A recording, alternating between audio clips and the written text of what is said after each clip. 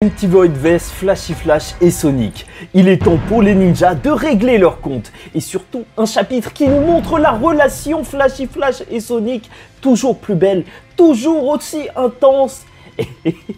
Par contre, le traumatisme de Flashy Flash à cause de Saitama, on va devoir en parler.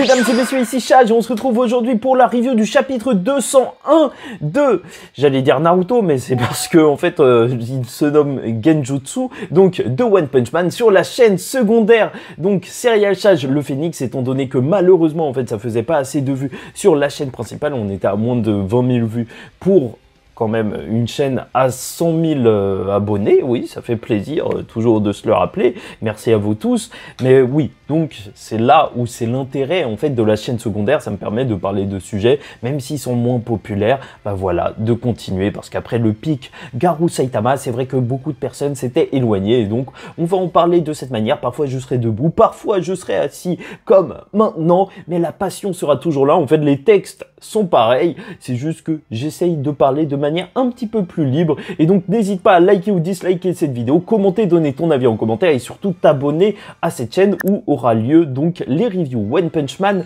chaque semaine. Et au début j'ai été un petit peu déçu de Empty Void, et en y repensant, en vrai il est plutôt badass et c'est pour ça qu'on va en parler en détail. Mais commençons tout de suite avec le début du chapitre. Genjutsu, oui, grâce à Naruto, on connaît tous ce terme qui est très connoté, et en plus on te parle de ninja, bah c'est pour ça que, ouais, ça fait beaucoup, très beaucoup Naruto.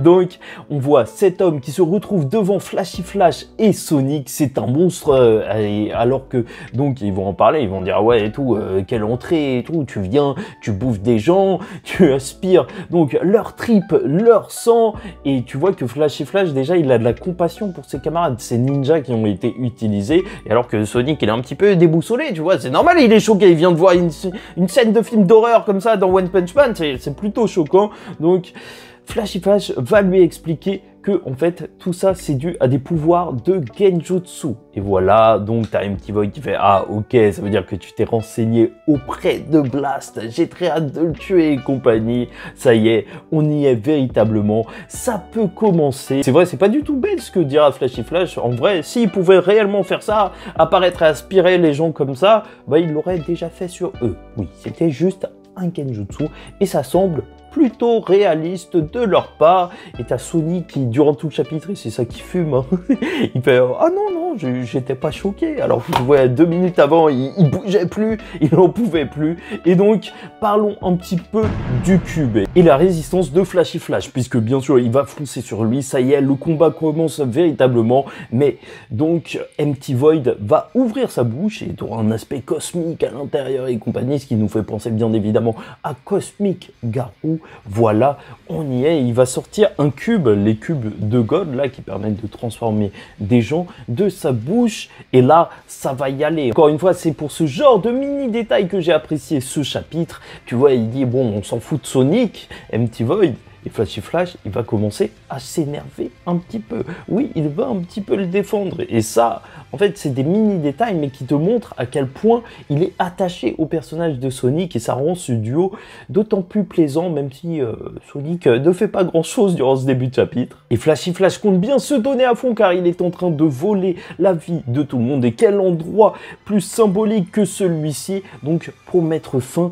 à la vie d'Empty Void. Oui, là où les rêves se sont terminés, l'endroit où Flashy Flash donc rêvait de créer son village ninja qui est devenu une déchetterie. Il rejoindra les déchets, il le dit, voilà, il va s'occuper d'Empty Void, il va le questionner et ça terminera à la poubelle. Là bien sûr tu as le plaisir de Murata qui peut se donner à fond dans ses dessins avec coopération avec One bien sûr, et donc ce scénario où tout le monde se tape et tout le monde est ultra puissant, des flashs de lumière qui vont partout, ouais, c'est en train de se taper dans tous les sens, t'as Sonic qui est impressionné, et donc là on va voir l'explication de Flashy Flash qui est assez logique en fait, et ça explique aussi pourquoi il s'appelle Flashy Flash et pas juste Flash car il est rapide, puisque en fait c'est comme une lumière dans le noir entre guillemets, enfin moi je vois ça comme ça, dans le sens où bah, ça ne le dérange pas du tout donc de se battre avec les yeux fermés. Il arrive à se concentrer, à concentrer ses sens, et donc même se battre dans le noir, ça ne le dérange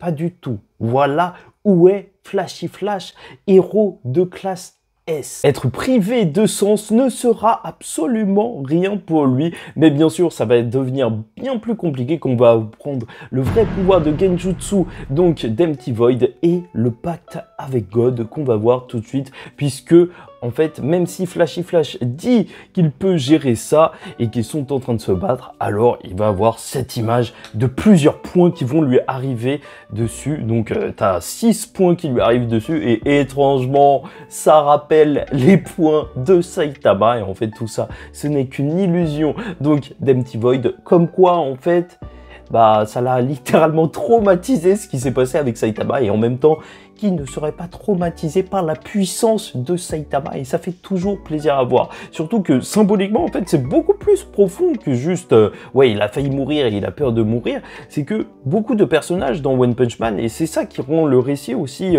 tenant et prenant dans un certain sens, c'est qu'ils n'ont pas réellement peur de la puissance de Saitama, mais ce qui leur fait peur en fait à ces personnages accomplis qui ont du mal à reconnaître la puissance de Saitama, surtout les classes S, c'est qu'ils se sentent faibles. Je pense que c'est plus ça qu'autre chose en fait. Ils sont arrivés à un tel niveau et ils espèrent tellement avoir confiance en leur force que quelqu'un qui arrive comme Saitama et qui est ultra puissant, ça défait tout ce qu'ils se sont construits mentalement. Genre, ça y est, je suis devenu assez fort pour gérer les pires menaces. Et tu vois un mec chauve qui se ramène de nulle part et qui est beaucoup plus fort que toi, ça n'a absolument aucun sens. Et donc, je pense qu'il a plus peur de la faiblesse qu'autre chose, en fait, quand il pense à Saitama. Ou peut-être qu'en vrai, je vais trop loin et qu'il a juste peur de la mort et que je raconte n'importe quoi. Mais je préfère penser ça parce que, voilà, tout de suite, en fait, accepter donc sa faiblesse, un petit peu d'humilité, moi, je trouve que ça fait partie du thème de One Punch Man, mais c'est